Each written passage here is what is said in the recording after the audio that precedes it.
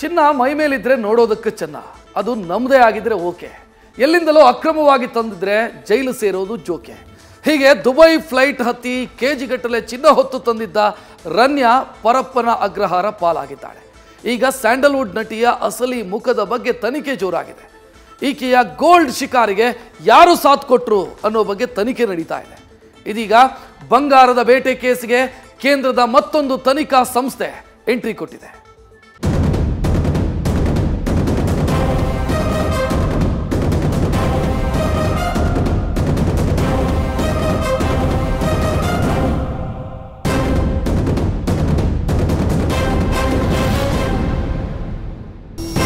ಪಟಾಕಿ ಪೋರಿ, ಮಾಣಿಕ್ಯನ ಬೆಡಗಿ, ಚಿನ್ನದ ಚೋರಿ. ಇದೀಗ ಚಂದವ ತೋರಿ ಕೆಜಿಗಟ್ಟಲೆ ಚಿನ್ನವನ್ನ ತಂದು ಜೈಲು ಹಕ್ಕಿಯಾಗಿದ್ದಾಳೆ. ಅರಳಿದ ತಾವರೆಯಂತಿದ್ದ ಚೆಲುವೆಲ್ಲ ಪರಪ್ಪನ ವಾಸಕ್ಕೆ ಹೋಗ್ತಾ ಇದ್ದಂತೆ ಬಾಡಿದ ಬಳ್ಳಿಯಂತಾಗಿದೆ.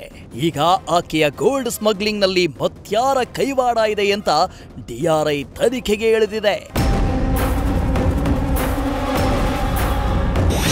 ಬಂಗಾರದ ಪಂಜರದಲ್ಲಿ ಸಿಲುಕಿರೋ ರನ್ಯಾ ರಾವ್, ಸ್ಯಾಂಡಲ್ವುಡ್ ಪ್ರಭಾವಿಗಳ ಜೊತೆ ನಟಿ ಲಿಂಕ್.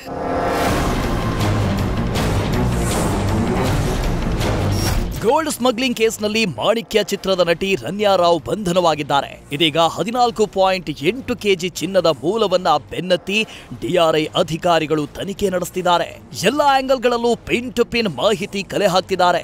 ಇದೀಗ ಆಕೆಯ ಮೊಬೈಲ್ನ ಜಾಲಾಡಿದ ಡಿಆರ್ಐ ಅಧಿಕಾರಿಗಳಿಗೆ ಮತ್ತೊಂದು ಮಹತ್ವದ ಮಾಹಿತಿ ಸಿಕ್ಕಿದೆ. ಚಿತ್ರರಂಗದ ಹಲವು ಪ್ರಭಾವಿಗಳ ಜೊತೆ ರನ್ಯಾ ಲಿಂಕ್ ಇರೋದು ಪತ್ತೆಯಾಗಿದೆ. ರನ್ಯಾ ಜೊತೆ ನಿರಂತರ ಸಂಪರ್ಕ ಇರುವ ನಟನಟಿಯರ ಬಗ್ಗೆ ಡಿಆರ್ಐ ಒಂದು ಕಣ್ಣಿಟ್ಟಿದೆ. ಗೋಲ್ಡ್ ಸ್ಮಗ್ಲಿಂಗ್ ಕೇಸ್ನಲ್ಲಿ ಅರೆಸ್ಟ್ ಆಗಿರೋ ರನ್ಯಾಳನ್ನ ಕೋರ್ಟ್ 3 ದಿನಗಳ ಕಾಲ ಡಿಆರ್ಐ ಕಸ್ಟಡಿಗೆ ನೀಡಿದೆ. ಇದೀಗ ಕೇಸ್ನ ತನಿಖಾಧಿಕಾರಿ ನಾಗೇಶ್ವರ ರಾವ್ ರನ್ಯಾಗೆ ವಿಚಾರಣೆ ನಡೆಸುತ್ತಿದ್ದಾರೆ. ಈ ವೇಳೆ ಆಕೆಯ ಮೊಬೈಲ್ನ ತಡಕಾಡಿದ ಅಧಿಕಾರಿಗಳಿಗೆ ನಟನಟಿಯರು ಮತ್ತು ನಿರ್ಮಾಪಕರ ಜೊತೆ ಈಕೆಗೆ ಸಂಪರ್ಕ ಇತ್ತು ಅನ್ನೋ ಮಾಹಿತಿ ಗೊತ್ತಾಗಿದೆ.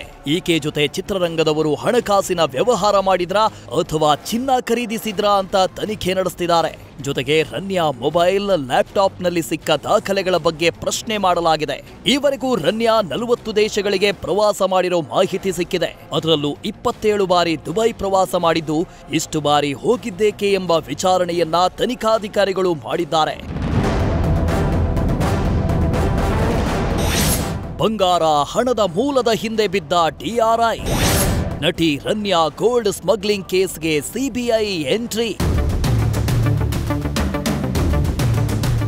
ಈಗಾಗಲೇ ರನ್ಯಾ ರಾವ್ ಮನೆಯಲ್ಲಿ ಪರಿಶೀಲನೆ ನಡೆಸಿರೋ ಡಿಆರ್ಐ ಅಧಿಕಾರಿಗಳು 17 ಕೋಟಿಗೂ ಅಧಿಕ ಮೊತ್ತದ ಹಣ, ಚಿನ್ನವನ್ನ ವಶಕ್ಕೆ ಪಡೆದಿದ್ದಾರೆ. ಇದೀಗ ಮನೆಯಲ್ಲಿ ಕಲೆ ಹಾಕಿದ್ದ ದಾಖಲೆಗಳನ್ನ ಹಿಡಿದು ಅದರ ಮೂಲ ಪತ್ತೆ ಹಚ್ಚಲು ಮುಂದಾಗಿದ್ದಾರೆ. ರನ್ಯಾಳ ಬ್ಯಾಂಕ್ ಅಕೌಂಟ್, ಅದರಿಂದ ಆಗಿರೋ ಟ್ರಾನ್ಸಾಕ್ಷನ್ ಕುರಿತ ಮಾಹಿತಿ ಕಲೆ ಹಾಕ್ತಿದ್ದಾರೆ. ಇದರ ಮಧ್ಯೆ ಕೇಸ್ಗೆ ಸಿಬಿಐ ಕೂಡ ಎಂಟ್ರಿ ಕೊಟ್ಟಿದೆ.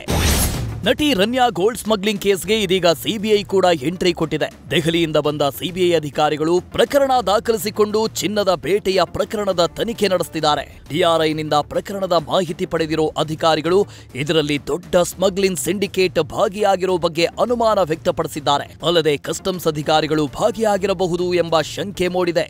ಈ ಹಿನ್ನೆಲೆ ಸಿಬಿಐ ಅಧಿಕಾರಿಗಳು ತನಿಖೆ ನಡೆಸುತ್ತಿದ್ದಾರೆ.